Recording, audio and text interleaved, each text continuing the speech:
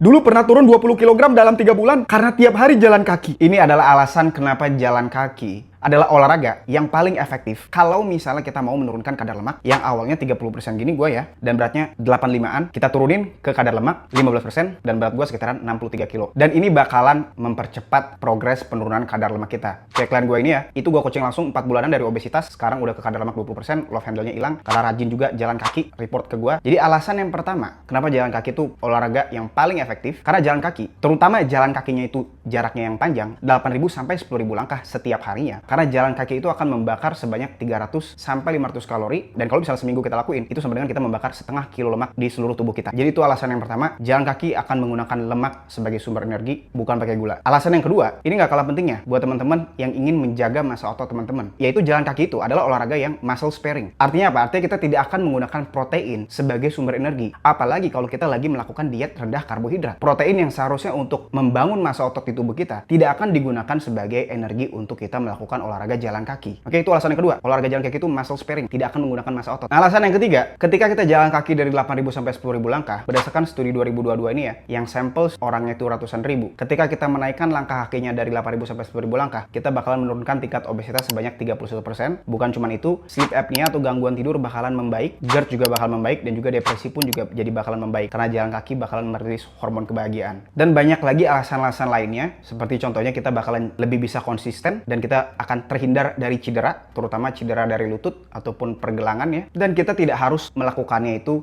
dalam satu waktu. Kita bisa bagi pagi dengan malam gitu ya, atau pagi, siang, sore, malam. Nah, cuman kekurangannya, biar jalan kakinya lebih efektif, pembakaran lemaknya, kita wajib melakukan jalan kaki itu di atas treadmill. Karena kalau di atas treadmill, nanti kita bisa menerapkan incline atau tanjakan ya, dan juga kecepatannya konstan, sehingga kita bisa membakar kalorinya itu dengan akurat dan juga lebih banyak. Tapi kita mau jaga heart rate-nya juga jangan sampai ketinggian. Dan jangan lupa juga ya, kita juga wajib untuk ngejaga makanan kita atau pola makan kita. Karena kalau misalnya kita udah jalan kaki banyak-banyak, tapi dietnya masih banyak banget tepungnya, proteinnya sedikit, ya kita nggak akan bisa turun juga. Atau kalau misalnya turun, sangat-sangat lambat. Nah, kalau misalnya teman-teman pengen turun berat badan dan juga kadar lemak, kalau buat yang cowok 40% gini ya, kita turunin ke kadar lemak 15% kayak gini, atau buat cewek dari 40% gini ke kadar lemak 20% kayak gini ya, dan pengen dibimbing langsung, gue bikinin menu makanannya yang lengkap, cara masaknya gimana, bahan-bahan makanannya beli di mana, termasuk juga program latihan di rumah ataupun di tempat gym, setiap harinya gimana kita bakalan monitor dan kasih programnya. Teman-teman bisa langsung daftar aja di link di bio supaya nanti progres kita itu semakin terjamin dan semakin konsisten ngejalaninnya, dan kita nggak bakal buang-buang waktu.